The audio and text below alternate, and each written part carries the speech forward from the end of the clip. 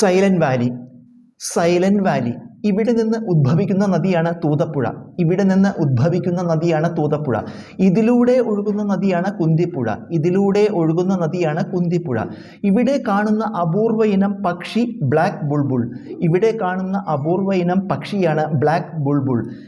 ഇതിനെ ദേശീയോദ്യാനമായി പ്രഖ്യാപിച്ചത് 1984 ഇന്ദിരാഗാന്ധിയാണ്. ഇതിനെ ദേശീയോദ്യാനമായി പ്രഖ്യാപിച്ചത് 1984 ഇന്ദിരാഗാന്ധിയാണ്. ഇത് ഉദ്ഘാടനം ചെയ്തത് 1985 സെപ്റ്റംബർ 7 രാജീവ് ഗാന്ധിയാണ്. ഇത് ഉദ്ഘാടനം ചെയ്തത് 1985 സെപ്റ്റംബർ 7 രാജീവ് ഗാന്ധിയാണ്. സൈലന്റ് വാലി ഉൾപ്പെടുന്ന ബയോസ്ഫിയർ റിസർവാണ് Nilgiri biosphere reserve.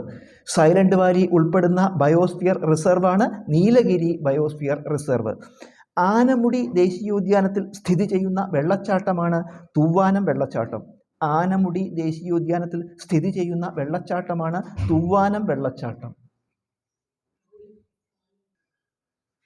1897 Thiruvithamkoor government reserve വുഡ്ലാൻഡായി പ്രഖ്യാപിച്ച പ്രദേശമാണ് മതികെട്ടാൻചോല. 1897 തിരുവിതാംകൂർ ഗവൺമെൻറ് റിസർവ് വുഡ്ലാൻഡായി പ്രഖ്യാപിച്ച പ്രദേശമാണ് മതികെട്ടാൻചോല. മതികെട്ടാൻചോല സ്ഥിതി ചെയ്യുന്ന താലൂക്ക് ഉടുമ്പൻചോലയാണ്. മതികെട്ടാൻചോല സ്ഥിതി ചെയ്യുന്ന താലൂക്ക് ഉടുമ്പൻചോലയാണ്.